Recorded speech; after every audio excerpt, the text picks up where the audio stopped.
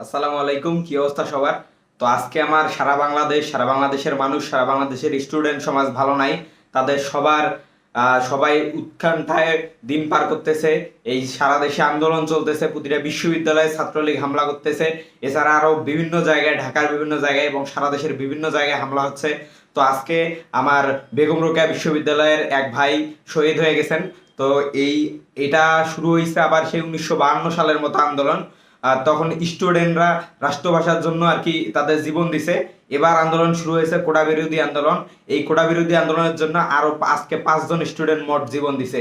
আমি একটু তাদের নাম বলি। একজন হচ্ছে সাইদ, যে হচ্ছে রংপুর আহ, মানে বেগম রোকেয়া বিশ্ববিদ্যালয়ে পড়াশোনা করে। আর এছাড়া আরো আসিফ, রাফি, ওয়াসিম, আদনান, আরো 4 জন, মোট 5 জন আজকে শহীদ হয়ে গেছে এই কোটা আন্দোলনে। তো আপনাদের এই কোটা আন্দোলন নিয়ে আপনারা যারা আমার ভিডিও দেখতেছেন, তাদের কি মতামত আমার কমেন্ট বক্সে জানাই দেন। আর ভাই, এভাবে একটা দেশ চলতে পারে না। যে দেশে মুক্তিযোদ্ধারা মুক্তিযুদ্ধ করছে ঠিক আছে, তারা পর্যন্ত, তাদের সন্তান পর্যন্ত কোটা পাবে ঠিক আছে, কিন্তু ভাই নাতিপুতিরা তো কোটা পাইতে পারে না।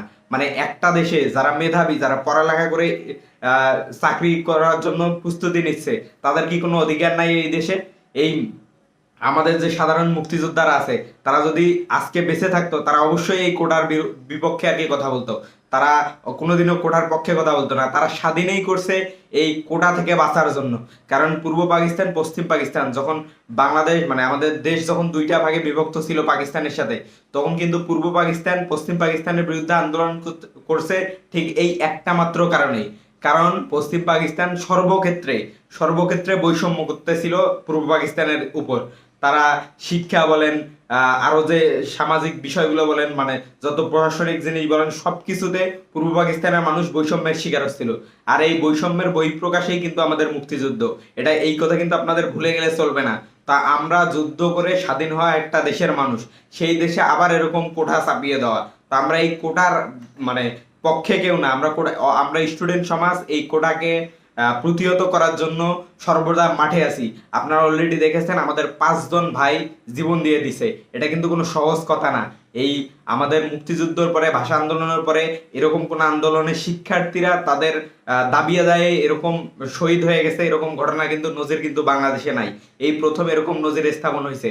আর সরকার তার গুন্ডা বাহিনী, ছাত্রলীগকে দিয়ে, পুলিশকে দিয়ে কিন্তু মানে কি বলা যায়, এটাকে সাধারণ শিক্ষার্থীদের দমন করার চেষ্টা করতেছে। কিন্তু ভাই, আমার প্রশ্ন, যারা আপনারা ছাত্রলীগ করেন ভাই, আপনারা কি মানে আমাদের বাংলাদেশের ছাত্র না? আপনারা কি আমাদের ভাই ব্রাদার না? আপনারা কি আমাদের বোন না? তো আপনারা কেন এরকম করে আমাদের উপর চড়াও হচ্ছেন? আমাদের এই শিক্ষার্থীরা কিন্তু বরাবরই শান্তিপ্রিয় একটা আন্দোলনে ছিল। তারা তাদের ন্যায্য অধিকার আদায়ের জন্য রাজপথে ছিল। তো ভাই, বাংলাদেশের সিস্টেমেই তো এটা। আপনাদেরকে যদি কোনো কিছু পেতে হয়, তাহলে রাস্তায় নেমে, রাজপথে নেমে সেটা সে পাইতে হবে। ভাই, এখানে তো কেউ কোনোদিন কোনো দলের মানে কি বলা যায়, কোনো দলের ব্যানারে তো তারা আন্দোলন করতে যায় না। আমরা সাধারণ শিক্ষার্থী হিসেবে আন্দোলন করতে গেছি।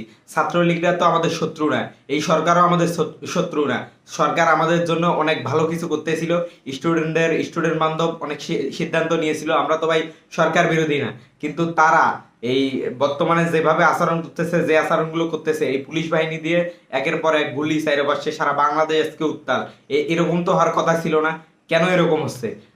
আপনাদের কাছে আমাদের প্রশ্ন, যারা আমার এই ভিডিও দেখতেছেন, আপনারা যে যার জায়গা থেকে, নিজ নিজ অবস্থান থেকে আমাদের ছাত্র ভাইদের পাশে থাকুন। যেখানে ছাত্র ভাইরা বিপদের সম্মুখীন হচ্ছে, আপনারা তাদের পাশে দাঁড়ান। ঢাকা পুরা উত্তাল। কালকে জাহাঙ্গীরনগর আমরা দেখলাম একটা রাত তারা পুরা উৎকণ্ঠার মধ্যে ছিল, ভয়ের মধ্যে ছিল। সেই অবস্থা থেকে তারা জাহাঙ্গীরনগরকে মুক্ত করে ফেলছে। এরকম কিন্তু সারা বাংলাদেশেই চলছে।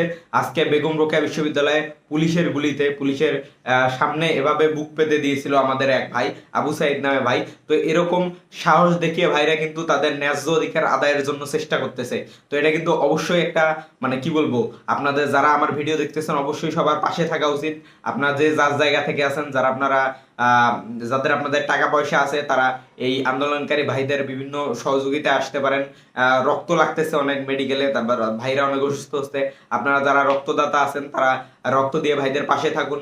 এছাড়া বিভিন্ন পানি, শুকনা খাবার দাবার নিয়ে আপনারা আমার আন্দোলনকারী ভাইদের পাশে থাকুন। আপনাদের সবার কাছে অনুরোধ, আপনারা এই কাজটুকু করবেন। আর জানি না বাংলাদেশের ভবিষ্যৎ কি। আপনারা সবাই এই ব্যাপারগুলোতে একটু কনসার্ন থাকবেন, মিডিয়াকে জানানোর ট্রাই করবেন যে যেখানে বিপদে পড়েন।